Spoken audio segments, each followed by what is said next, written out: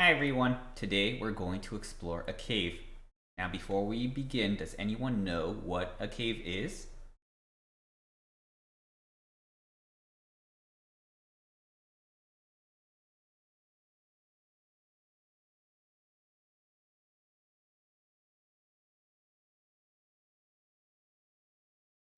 That's right, a cave is a hole in the side of a mountain, hill, or the ground. Now we're going to go ahead and start looking through this cave together. So now the first thing you'll notice is that I have a helmet on my head, and that's to protect me from any falling rocks. And on top of my helmet I have a headlamp here. And my headlamp works like a light to help us see inside the cave because it's so dark in here. So what do you notice? My headlamp is helping us see inside this cave.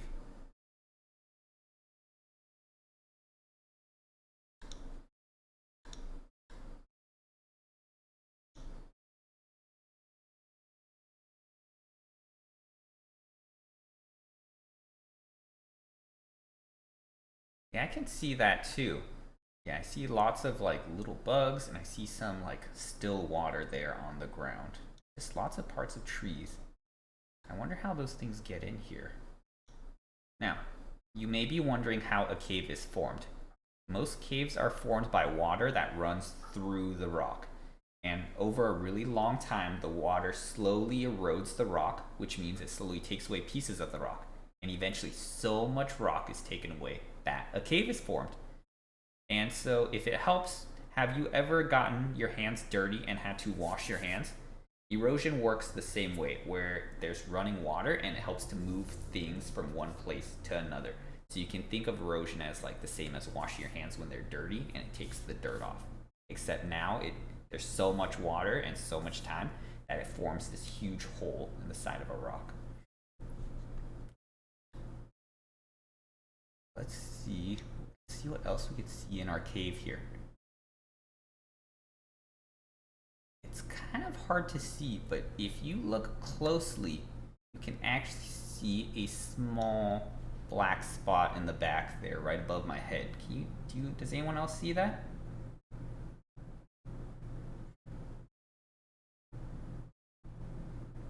Now, does anyone have any idea what that might be? It's actually very exciting.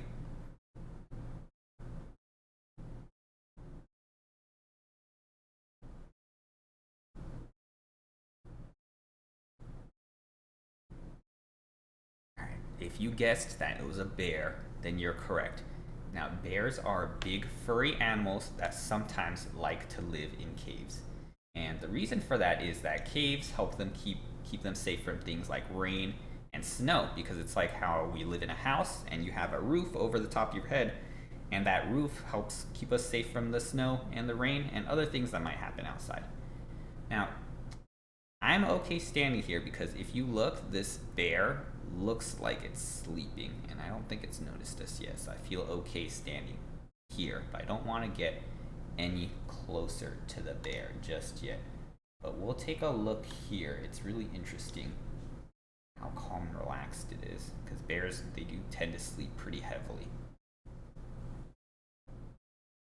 Let me see. Maybe I can zoom in a little bit just to see if we can get a bit of a better look, because it kind of just looks like a blob from here, doesn't it?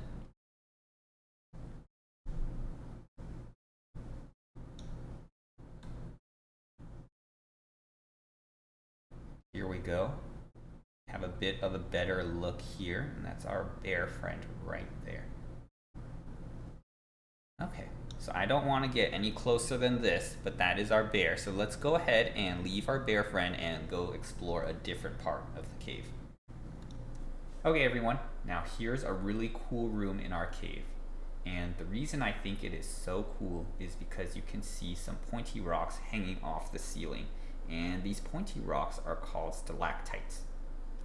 Now, stalactites are formed when water drips through the ground above the cave, and it carries some calcite down through the ground. And when it reaches the ceiling of the cave, it forms these shapes with the running water. And then you can also see some pointy shapes called stalagmites that come up from the ground. And now these are formed when water from the stalactites fall down and then they reach the ground, and eventually there's so much water that falls onto the ground that it forms a stalagmite. And so then you have these stalactites on top, and then the water from these form the stalagmites. So it's really cool, and sometimes they do meet each other, so it just looks like one shape, but sometimes they're separate and they have that hole in the middle. So do you see any stalactites and any stalagmites in this cave?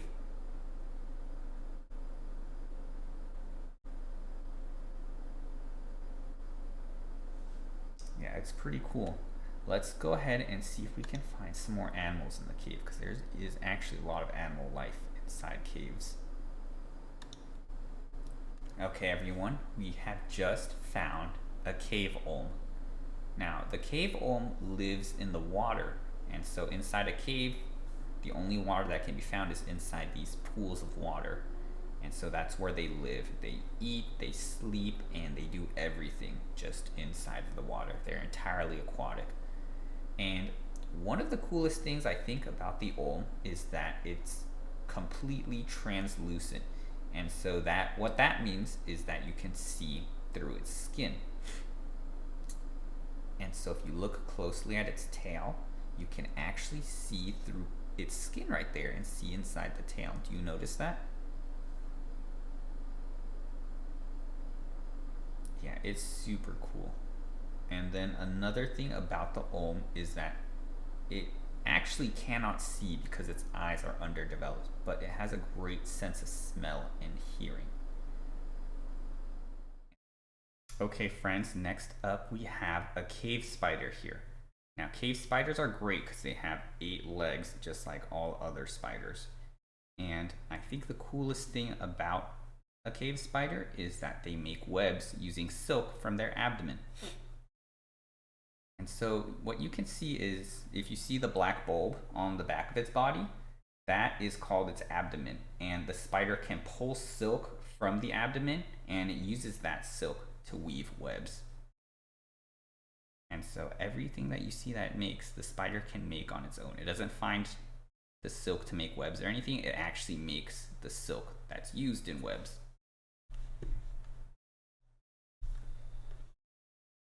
Okay, everyone, here we can see another way that spiders use their silk. And so when spiders lay eggs, they lay over 100 eggs. And the way they protect their eggs is they will wrap their egg sac in silk and then hang it from the ceiling. And so this keeps it up nice and high, and it keeps it safer from other animals that may want to harm their eggs. So yeah, you can see it right there. It's hanging from the ceiling. So it's pretty hard for other animals to reach that spot. So the egg sac is generally pretty safe. So let's go ahead and start heading back outside now. I think we've seen a lot of what the cave has to offer, and about time to go. All right, everyone, we ran into something very cool on our way out of the cave. You can see here that there's a huge colony of bats.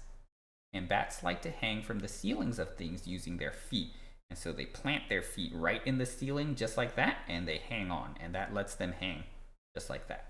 And to us, it looks like they're hanging upside down, but to a bat, they're actually very comfortable hanging upside down from the roof just like that. And another thing that makes bats different from us is that they're nocturnal.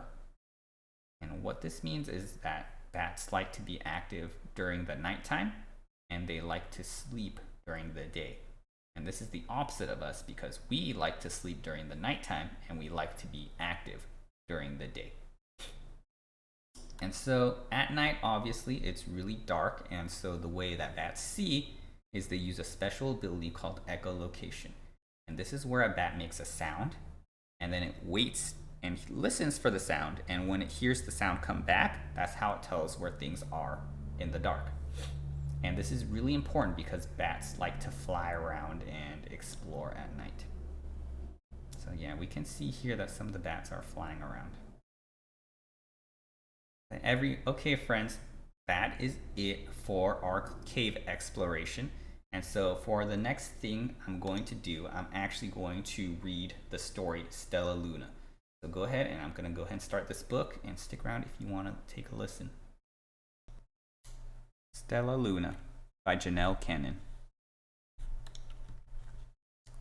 There once lived a mother fruit bat and her new baby. Oh, how Mother Bat loved her baby. I'll name you Stellaluna, she crooned. Each night, Mother Bat would carry Stellaluna, clutched to her breast as she flew out to search for food. One night, as Mother Bat followed the scent of ripe fruit, an owl spied her. Mother Bat tried to escape, but the owl knocked Stellaluna into the air. Her baby wings were limp and useless. Down, down she went, faster and faster, into the forest below. The dark leafy tangle of branches caught Stellaluna as she fell. Wrapping her wings about her, she clutched a thin branch. Mother, Stellaluna squeaked. Where are you? By daybreak, the baby bat could hold on no longer. Down, down again she dropped. Flump! Stellaluna landed headfirst in a nest, startling 3 baby birds. Stellaluna quickly clambered from the nest and hung out of sight. What was that? Cried Flap. I don't know, but it's hanging by its feet, chirped Flitter. Shh! Here comes Mama, hissed Pip. Stellaluna was terribly hungry, but not for the crawly things Mama Bird brought her babies. Finally, the little bat could bear it no longer. She climbed into the nest, closed her eyes, and opened her mouth. Plop! In dropped a big green grasshopper. Before long, Stellaluna learned to be like the birds. She stayed awake all day and slept at night. She ate bugs, even though they tasted awful. But Stellaluna still liked to sleep, hanging by her feet. Once, when Mama was away, the curious baby birds decided to try it too. Eek! Mama cried when she returned. Get back up here this instant. You're going to fall and break your necks. Mama Bird spoke to Stellaluna. I will not let you back into this nest unless you promise to obey all the rules of this house. Stellaluna promised to behave as a good bird should. She ate bugs without making faces. She slept in the nest at night. And she didn't hang by her feet. One day, Mama Bird told the babies it was time to learn to fly. Pip, Flitter, and Flap jumped from the nest. Their wings worked. I'm just like them, thought Stellaluna. I can fly, too.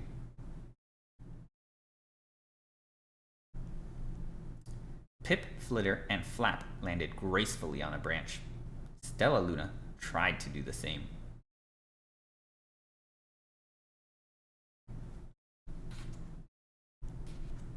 How embarrassing.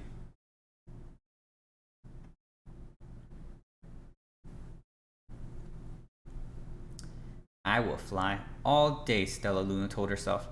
Then no one will see how clumsy I am.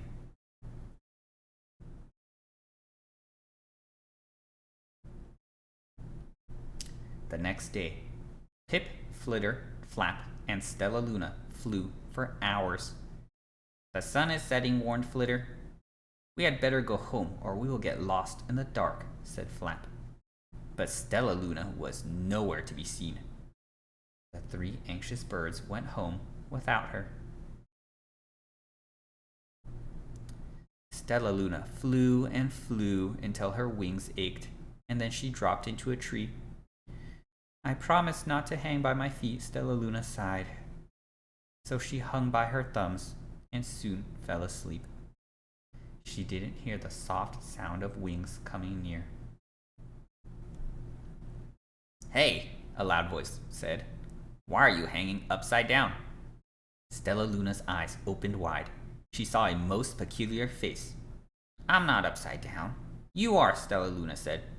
Ah, but you're a bat. You are hanging by your thumbs, so that makes you upside down. The creature said. I am hanging by my feet. That makes me right side up. More bats gathered around to see the strange young bat who behaved like a bird. Stellaluna told them her story. You eat bugs? Stuttered one. You slept at night? Gasped another. How very strange, they all murmured. Wait, a bat pushed through the crowd. Sniffing Stellaluna's fur, she whispered. You are Stellaluna. You are my baby. You escaped the owl? Cried Stellaluna. You survived? Yes, said Mother Bat. Come with me and we'll find the most delicious fruit. But it's nighttime, Stellaluna squeaked. We will crash into trees. We're bats, said Mother Bat. We can see in the dark. Come with us. Stellaluna let go of the tree and dropped into the deep blue sky. She was able to see everything in her path. Soon the bats found a mango tree, and Stellaluna ate as much of the fruit as she could hold. I'll never eat another bug as long as I lived, cheered Stellaluna. I must tell Pip, Flitter, and Flap. The next day, Stellaluna went to visit the birds. Come with me and meet my bat family, said Stellaluna. They hang by their feet, and they fly at night, and they eat the best food in the world. And wait until dark. We will fly at night, too.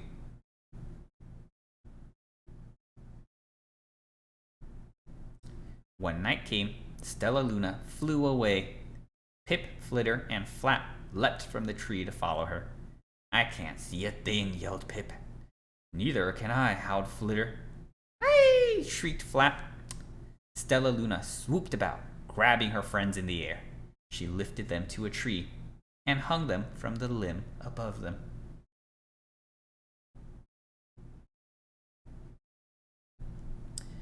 We're safe, said Stellaluna. Then she sighed. I wish you could see in the dark, too. We wish you could land on your feet, Flitter replied.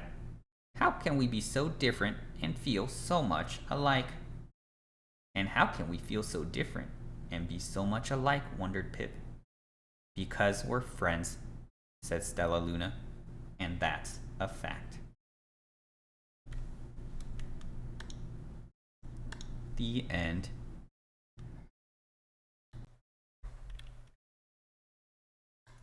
Okay, everyone, that concludes things for our January group connection. To all of our families, thanks for attending.